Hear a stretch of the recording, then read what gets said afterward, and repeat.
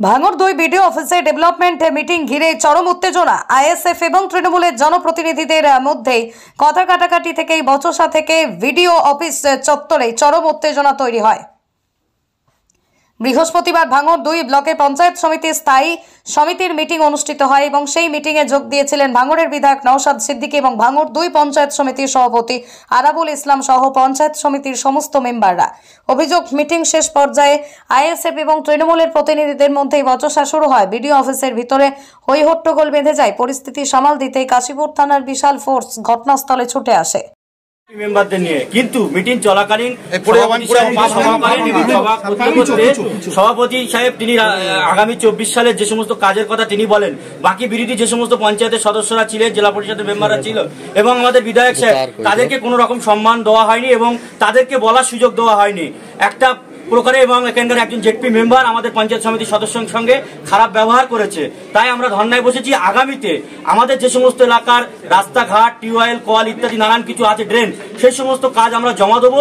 এই খসড়া তালিকায় সেই সমস্ত কাজ নথি জয় করতে হবে, নোট করে আগামী দিন যেন এই কাজ হয়। কারণ আমরা ভাঙড়ের মানুষের ভোট নিয়ে নির্বাচিত সদস্য, আমাদেরও অধিকার আছে এই ব্লক থেকে, পঞ্চায়েত সমিতি থেকে কাজ নিয়ে এলাকার মানুষের উন্নয়ন করার। কিন্তু আজকে দেখলাম আমাদের এই মিটিংয়ে চলাকালীন একটা বাজে ব্যবহার করা হলো। বিরোধীদেরকে কোনো রকম কোনো বলার সুযোগ দেওয়া হয়নি এবং তাদের সঙ্গে খারাপ ব্যবহার করে মিটিং শেষ করে দেওয়ায় আমরা তাদের বিডিও সাহেবকে বলেছি আমাদের কাজ দাবি দেওয়া করতে হবে। বিডিও সাহেব বলছে আমি কোনো রকম আপনাদের করতে পারবো না, এটা সচিবের সঙ্গে কথা বলেন। তাই আমরা ধর্নায় বসেছি যতক্ষণ পর্যন্ত সচিব সাহেব এসে আমাদের আগামীতে আরো কিছুদিন সময় দেবে। আমরা এলাকায় সাফ করে যে সমস্ত কাজ এনে সচিব সাহেব দেবো এবং আগামী দিন পূর্ত থেকে কর্মদক্ষ সাহেবকে যাতে পাশ করিয়ে এলাকার কাজ যেন করতে পারি। তাই আমরা এই ধর্নায় বসে। নাজিম ভাইকে বলতে হবে, নাজিম নিজাম ভাই আছে বলতে হবে।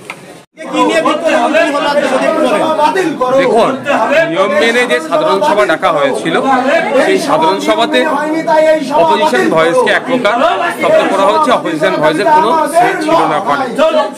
এমএলএ এই সমিতির আমি এই সবার একজন মেম্বার, কিন্তু আমাকেও মিনিমাম কার্সি অনুযায়ী যে করা দরকার সেটাও হয়নি।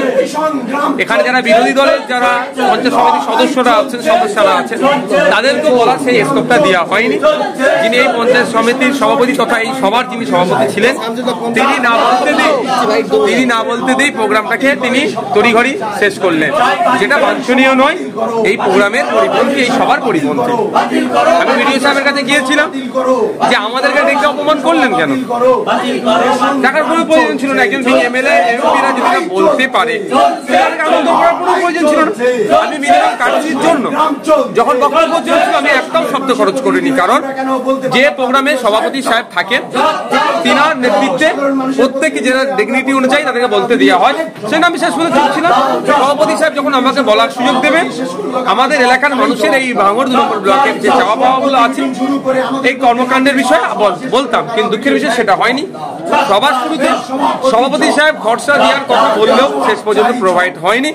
কারণ কি হচ্ছে, কার এলাকায় কতটা কাজ হচ্ছে, খরচা একটা প্রস্তাব দিলে এটা বলার সুযোগ পেত, কিন্তু সেটাও বলা হয়নি, যেটা আইন বহির্ভূত বলে মনে করি বা এই সবার পরিপন্থী। পঞ্চায়েত সমিতির একজন মেম্বার অভিযোগ করছে যে আপনাদের এক পঞ্চায়েত সমিতির মেম্বার তাদেরকে অপমান করেছে, সেটা নিয়ে বিডিও স্যার ওখানে উপস্থিত ছিলেন, জয়েন্ট বিডিও স্যার ছিলেন। যেভাবে জেলা পরিষদের একজন মেম্বার বিরোধী পঞ্চায়েত সমিতির একজন সদস্যর প্রতি যেভাবে আক্রমণাত্মক হয়ে উঠেছিল, যেভাবে অশ্লীল ভাষায় গালাগালিজ করেছে, কোনোভাবেই কাম্য নয়। এখানে তর্ক বিতর্ক প্রস্তাব বিপক্ষে থাকতেই পারে, কিন্তু যেভাবে অ্যাগ্রেসিভ হয়ে উঠেছিলেন উনি, ওটাই কাম্য নয়। আর একটা হচ্ছে এখানকার ডেকোরাম মেনটেনও হয়নি, কারণ এখানে আমাদের 2 নম্বর ব্লকে 3 জন পঞ্চায়েত সমিতি, জেলা পরিষদের 2 জন ঘটনাচক্রে 2 জন জায়গা পেলেও, মঞ্চে জায়গা পেলেও আর একজনের মঞ্চে জায়গা পেল না। এইটা হচ্ছে বিরোধীকে অপোজ করা হচ্ছে। যদি জায়গা পাইনি বলে তার জন্য আমার কোনো অভিযোগ নয়, কিন্তু এটাও ডেকোরাম মেনটেন হয়নি।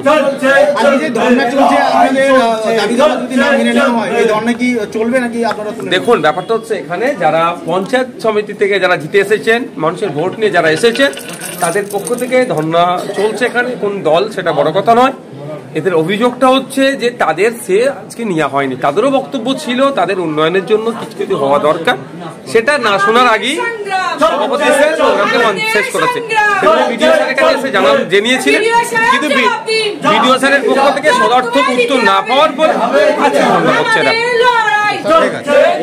ওদের বক্তব্য দিতে পারেন না।